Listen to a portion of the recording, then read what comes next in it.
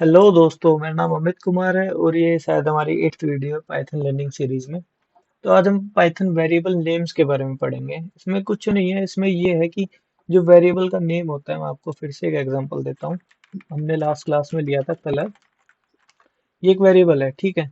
ये जो equal sign है, इसके लेफ्ट में जो भी कैरेक्टर या वर्ड्स होते हैं वो वेरिएबल का नाम होता है, और जो इधर राइट साइड में होते हैं इक्वल साइन के, वो वेरिएबल की वैल्यू होती है। तो ये वेरिएबल का नेम है, ठीक है। इसको हम कैसे कैसे लिख सकते हैं और कैसे कैसे नहीं लिख सकते, इसके रूल्स दिए हुए हैं यहाँ पे, बस और कुछ भी नहीं है। छोटी सी वीडियो रहने वाली है, ठीक है। जैसे पहला नियम ये है कि variable name must start with letter और अंडरस्कोर, ठीक है। जैसे या तो आप इसको अंडरस्कोर से स्टार्ट कर सकते हैं, और लेटर का एग्जांपल तो मैंने पहले ही दिया हुआ है, ठीक है। या तो आप इसको अंडरस्कोर से या किसी भी लेटर से। आप नंबर से स्टार्ट नहीं कर सकते। जब मैं नंबर से स्टार्ट करूंगा कोई भी वेरिएबल नेम, जैसे टू कलर, तो ये एरर देगा, ठीक है। A variable name can only contain alpha numeric character और अंडरस्कोर, ठीक है। एक जो वेरिएबल नेम है उसमें ए से जेड तक के कैरेक्टर और 0 से 9 तक नंबर और एक अंडरस्कोर ही कंटेन हो सकते हैं, ठीक है। जैसे मल्टी वर्ड जो आप वेरिएबल नेम लेंगे, जैसे ये एक मल्टी वर्ड है, तो आप इसमें करेक्ट जो अंडरस्कोर है उसका इस्तेमाल कर सकते हैं, ठीक है। आप ऐसा नहीं कर सकते कि स्पेस दे दें इसके अंदर, ये एरर दिखाएगा आपको। यहाँ पे लिखा हुआ है variable name can not be any of the Python keyword. जैसे हम इस पे क्लिक करेंगे तो ये खुल जाएगा, ये पाइथन कीवर्ड है। ये पहले से पाइथन ने जो वर्ड है अपने लिए रिजर्व किए हुए हैं अपनी प्रोग्रामिंग लैंग्वेज के लिए। जैसे बूलियन वैल्यू है, यहाँ पे फॉल्स होना चाहिए, ये रहा फॉल्स। जैसे इफ एल्स का हो गया, या ट्राई हो गया, ट्रू हो गया, रिटर्न हो गया, ठीक है।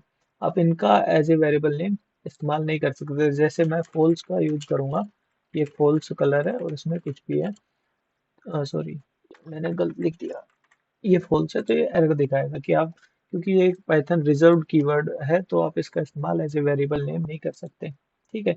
ये यहाँ पे दिया हुआ है कि आप कैसे कैसे वेरिएबल नेम लिख सकते हैं, और यहाँ पे दिया हुआ है कैसे कैसे आप नहीं लिख सकते। जैसे मान लो मल्टी कीवर्ड है आपका वेरिएबल नेम, जैसे मैंने यहाँ पे लिखा प्राइम नंबर, ठीक है। तो आप ऐसे नहीं कर सकते, जैसे प्राइम नंबर में अपना 3 आ गया, ठीक है। आप ऐसे नहीं कर सकते कि इसके बीच में स्पेस दे दें। अगर आपको मल्टी वर्ड यूज करना है तो आपको अंडरस्कोर का इस्तेमाल करना पड़ेगा। आप ऐसा भी नहीं कर सकते बीच में डैश दे दें, ठीक है। और नंबर का आप भी आप इस्तेमाल नहीं कर सकते, या तो आप स्पेस हटा दीजिए, सीधा लिखिए, ठीक है। मल्टी जो वर्ड वेरिएबल नेम्स होते हैं उनके लिए हमें कुछ टेक्निक दी हुई है, जैसे कैमल केस। या तो आप ऐसे यूज कीजिए प्राइम नंबर को कि जो पहला वर्ड है उसका पहला लेटर स्मॉल रखिए और बाकी सबके बड़े रखिए, ठीक है। आप जैसे ऐसे लिख सकते हैं अप टू 10, ठीक है। तो जो जितने भी पहले वर्ड के बाद जितने भी वर्ड आ रहे हैं उनके पहला जो करेक्टर है वो कैप्स में है।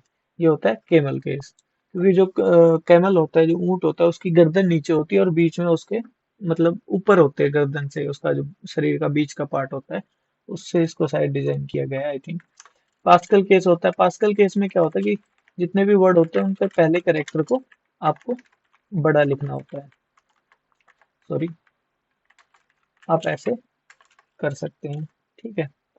ये हो गया पास्कल केस।